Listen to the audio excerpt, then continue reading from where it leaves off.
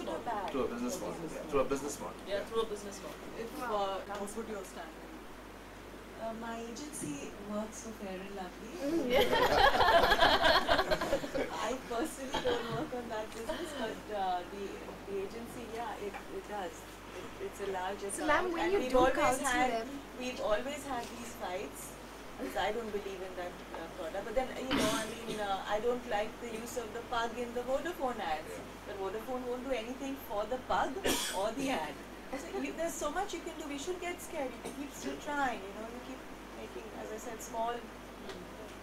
Being the devil's advocate again, I'm a friend, and we were discussing not to buy this. that product. yeah, I think agree. no point. That is the best way. Don't You can't. I mean, for example, where will we draw the line? For example, cigarettes are allowed. Whatever is legally allowed in a capitalist society, things will happen. It's the consumers who have to decide what not to take. I have a friend in Bombay, and Ravi and I were discussing metrosexuals yesterday. He used to use Fair and Lovely till around 3 years ago. Now he uses Fair and Handsome. So, Vidisha, you have something. Yeah. Yes, we may not be giving the right message. My question, Nations Office Ambassador, right?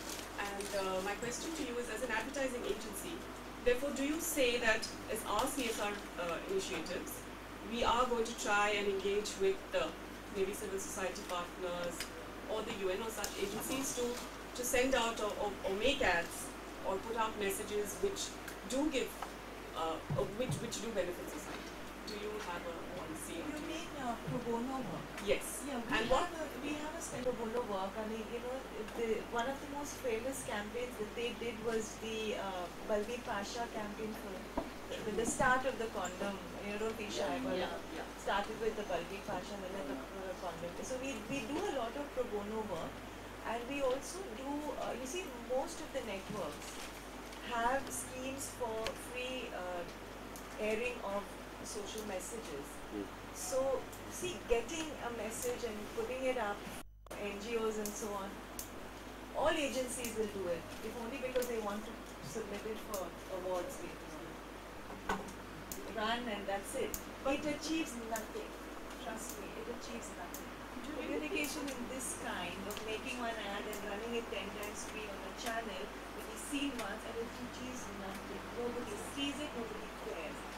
It's much more, it's very different if you can actually align yourself with your office suggesting what the Sundays are with a brand properly in engaging with it, because they have the power to really push a thought through. What Jagore has done for voting in India, no UN ODC would have been able to do with your ministry budget begging somebody, some channel to do it. It's better you tie up with some brand to pursue it. We'll take just 2 more questions and we'll wrap up. Could I just add to that? On advertising. And advertising isn't really the focus, I think, of what we're talking about. Advertising is one way to communicate a message, right? Yeah, that's right. The one thing I didn't spend time on because it wasn't on topic, but advertising is one way of getting a message. What's fast becoming the real way to get a message across is to tell a story. And if you want viral marketing, it's a story worth telling again and again and again. And that's what social networking is all about. Advertising does have its limits. And the only other comment, Jerry, is that I chose the words carefully in the topic, CSR-aligned brands, not brands that exploit CSR. And I think those are 2 completely different things. One last question. Lynn, if you remember 2 years ago, there was one excellent advertisement, I forget the product. It said, Rahul, pani chala jayega. And the boy is all saponified, but there is no water. But I think that advertisement lost a very good message, in as much as when we have a shower bath, we lose 300 liters of water, but when we have a bucket bath, we use only 30 liters of water. So what would you integrate message with the product? That is the question to you. And Anuji, when we talk of CSR, does it only begin and end with advertising, or we also make policy changes and changes at the board level, in as much as can CSR be equated with Gandhiji's idea of trusteeship? I don't know. CSR and advertising, we've never done it. That's right. First of all, you have to have big pockets to, deep pockets to do all that kind of thing. And depends on your product also. I don't think we can sell boilers through advertising. So it depends on your product also. Let's understand. You know, we have set aside 1% of our profit after tax for CSR. And that could never happen unless the board approved of it. So in selecting our board members, we would want them to have similar mindset. Open, disagree with us, many things. Not just CSR, that's a part, but openness. For example, we have, after hesitating for a while, have defined that we want to focus on education for the underprivileged and adopted 2 municipal schools. Now, in the whole of Pune, Riverside, India, it's a tiny drop. We are hoping that other foundations like Dell Foundation, NGOs like Akanksha and other corporates will join, and we will make an impact by adopting about 15-20 schools and push the government to go for the charter school model, whereby the government says, you take what we spend and run it, because if we demonstrate that we do a much better job, okay? It may never happen. We don't find teachers for 2 schools. Where are we going to find good teachers for 15 schools?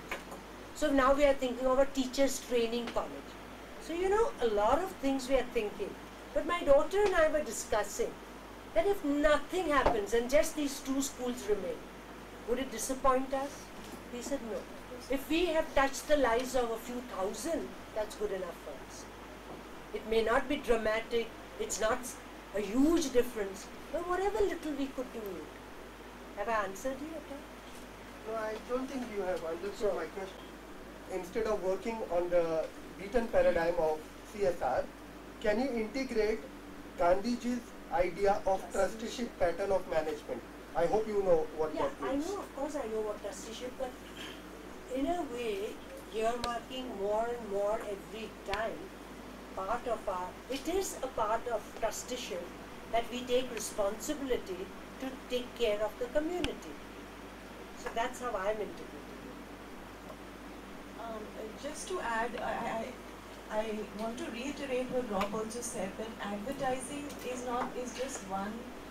It's not anything to do with CSR. In fact, the point I was trying to make is that you don't need to do anything special. There's already, the whole Taj example was about citizen-driven journalism and citizen-driven community messages. So that's far more powerful, and it's more important for companies to engage their own employees and the people, their stakeholders, to work for society. Because as a society, Indians are not community conscious. We are a very family conscious society.